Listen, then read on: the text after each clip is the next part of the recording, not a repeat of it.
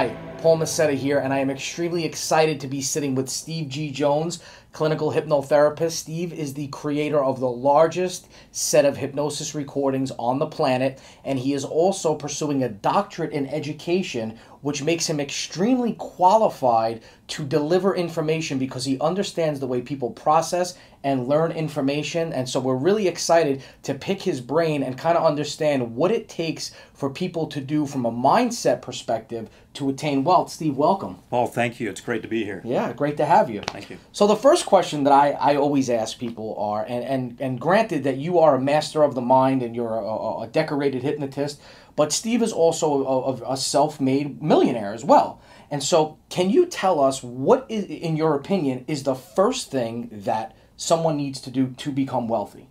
Well, the first thing someone needs to do is work on their mental state. They've got to take it to a subconscious level. When we look at the mind, what we see is it's kind of like an iceberg. You know, what you see in an iceberg is a little bit at the top, but the majority of it is below the surface. Or when we think about a tooth, you know, people get a tooth pulled and they're surprised to see how big the tooth is because the majority of it, the roots, are below the surface. So we look at that and we realize that that's actually the bigger part. It's also the most important part. So the first thing someone needs to do to become wealthy is acknowledge how important it is to look below the surface at the driving force. What's really driving you? You know, when you get up in the day and you do certain things, if you look at someone who's wealthy versus someone who's not, they've both got the same amount of time in the day. They're both doing things in the day, but they're doing different things. They're doing things that are different from one another.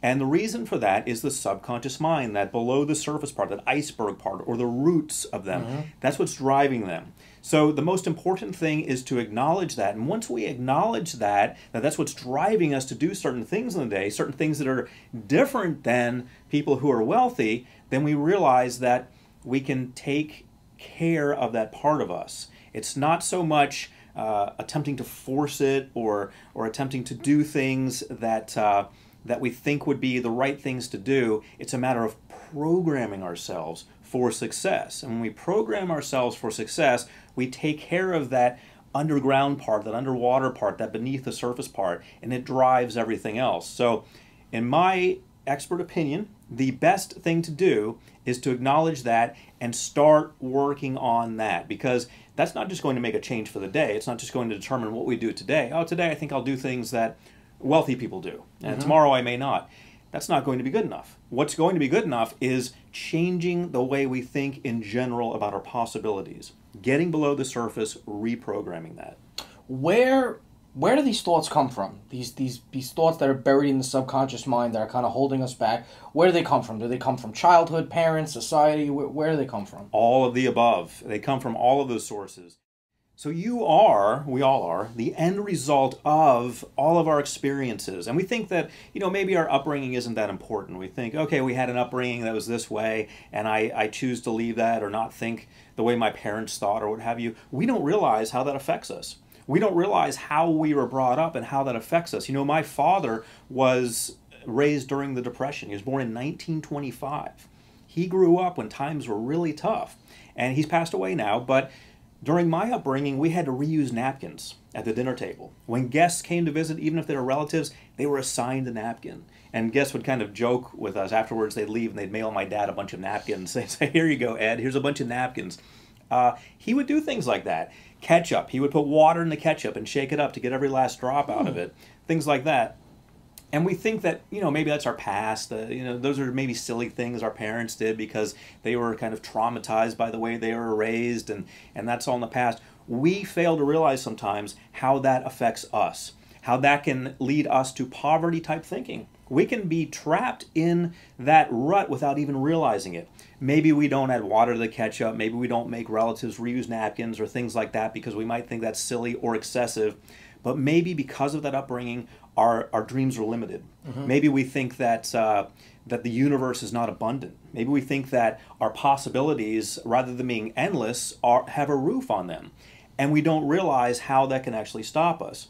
So the trick is to acknowledge that all of those sources are affecting us, even sources from way back, even our friends. Our friends will talk to us. I read this article one time called The Next Village about how when you get ready to make that move, and you talk to your friends about it, your current friends about it, when you get ready to make that quantum leap to the next level, you talk to your current friends about it, and they say, what, are you crazy? You know, you're going to be at the next level, you're going to be doing this, you're going to be doing that, you're going to be traveling the world, you're going to be wealthy. No, wait a minute now. We grew up with you. You know, you're from the neighborhood. You're from the same area we are. That's not going to happen. They won't say it to you directly like that. They won't directly come at you and give you a lecture about that.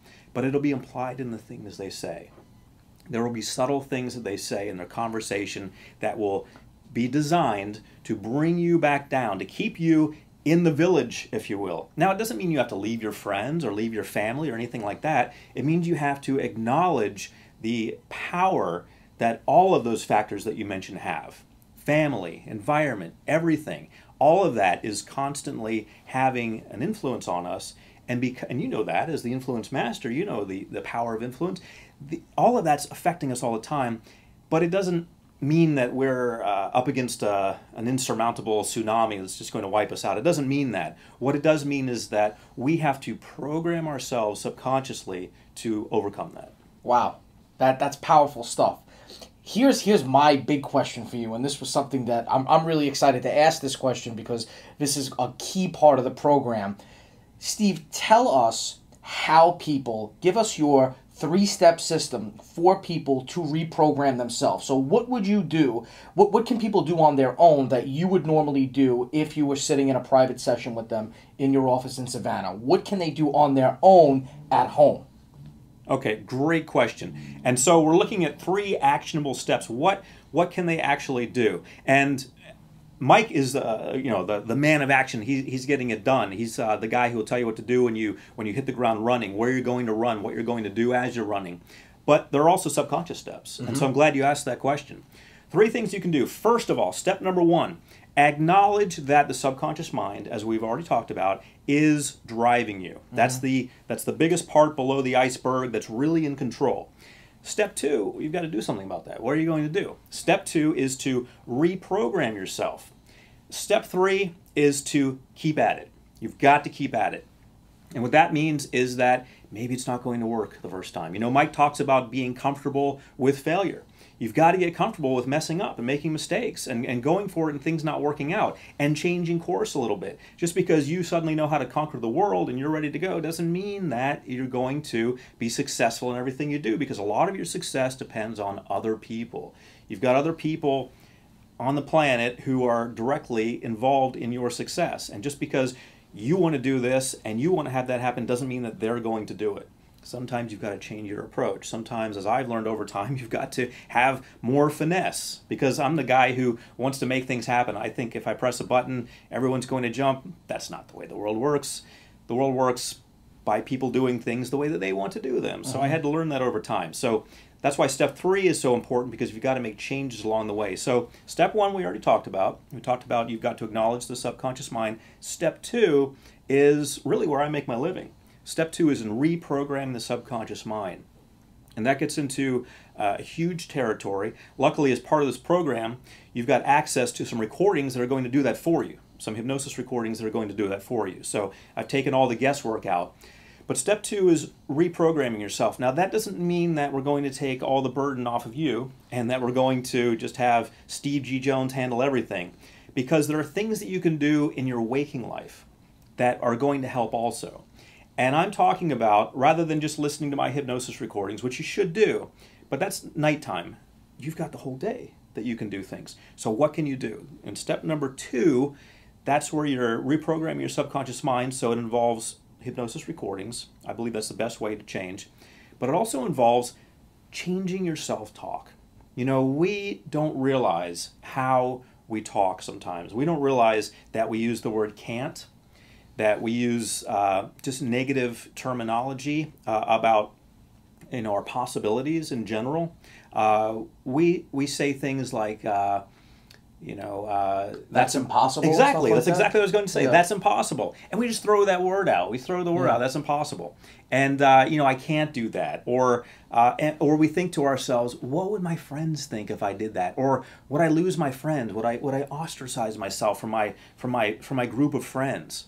An interesting story that happened to me when I had my office in Beverly Hills, and I was raising my rates from $250 per session to, at the time, $2,500, and now it's even more than that.